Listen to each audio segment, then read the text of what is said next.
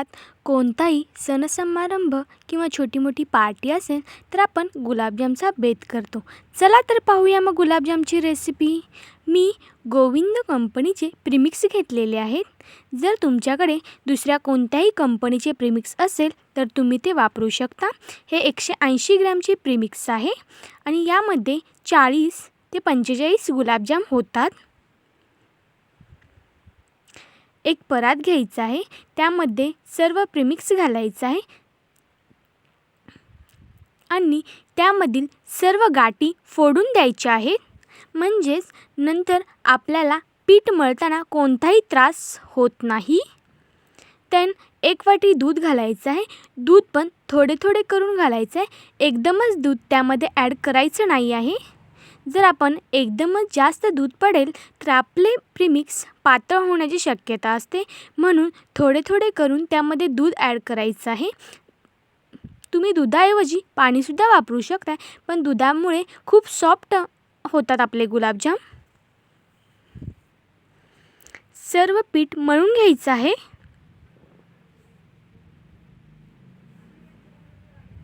अजून थोडे दूध मी ॲड करते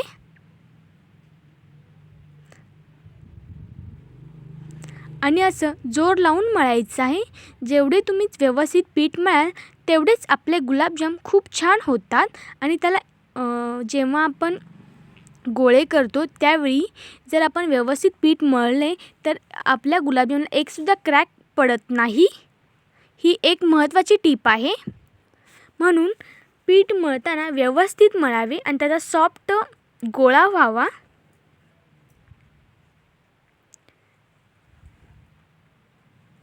सर्व पीठ मळून घ्यायचं आहे व्यवस्थित.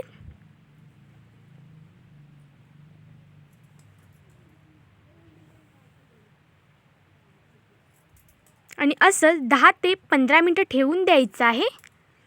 10 मिनिटे झालेले आहेत. बघू शकता किती सॉफ्ट झाले आहे पीठ आपले.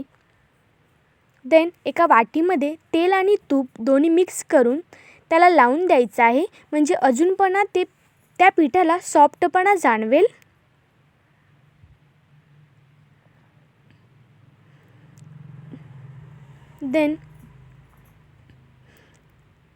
देन नंतर हाताला तेल लावून घ्यायचं आहे आणि गोल गोल असे गोळे करून घ्यायचे आहेत.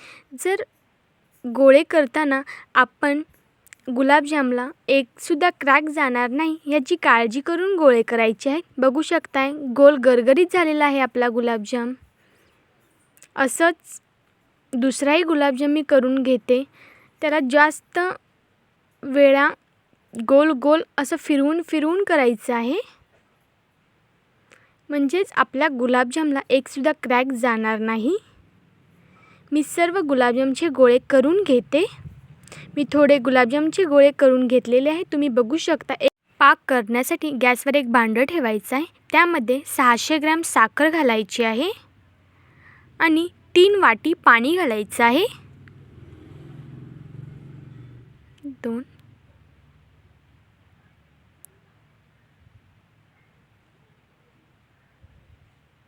सर्व मिश्रण हलवून घ्यायचं आहे आणि गॅस हा बारीक करायचा आहे कारण आपली साखर जळू शकते. देन त्यामध्ये वेलची पूड घालायचं आहे आणि 1 चमचा दूध घालायचं आहे. परत एकदा मिक्स करून घ्यायचं आहे. अजून आपल्याला कोणताही 1 किंवा 2 तरी असा पाक करायचा नाही आहे. फक्त चिकटपणा जाणवावा एवढाच फक्त पाक करायचा आणि उकळी आल्यावर गॅस बंद करायचा आहे. गॅसवर एक कढई ठेवून त्यामध्ये तेल घालायचे आहे गुलाबजाम तळण्यासाठी.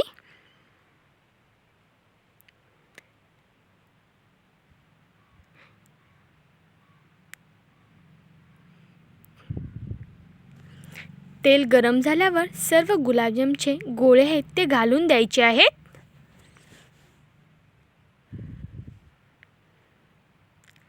तेल जास्तही गरम नसावे आणि गुलाबजाम तळताना गॅस हा बारीक असावा. कारण जर गॅस मोठा केला तर लगेच गुलाबजाम काळे पडतात आणि आतली गुलाबजामची बाजू ही कच्ची राहते आणि सर्व गुलाबजामवर तेल सोडायचं आहे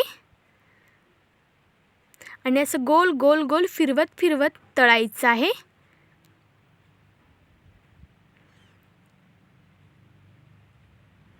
आणि गॅस हा बारीकच ठेवावा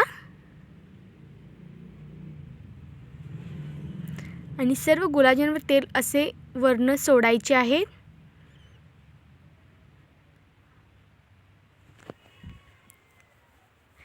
हे तळण्यासाठी 5 मिनिटे लागतात. व्यवस्थित तळून घ्यायचं आहे.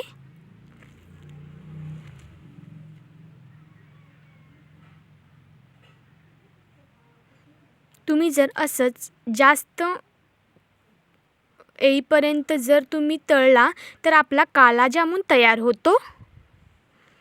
सर्व गुलाबजामचे गोळे काढून घेते आणि गरम पाकात टाकते. बघू शकताय आपल्या गुलाबजामला एकसुद्धा क्रॅक गेला नाही आहे आणि सेम मार्केटसारखा झालेला आहे. गुलाबजाममध्ये सर्व पाक मुरलेला आहे. प्लीज आपल्या चॅनलला लाईक करा, शेअर करा, सबस्क्राईब करा. Thanks for watching.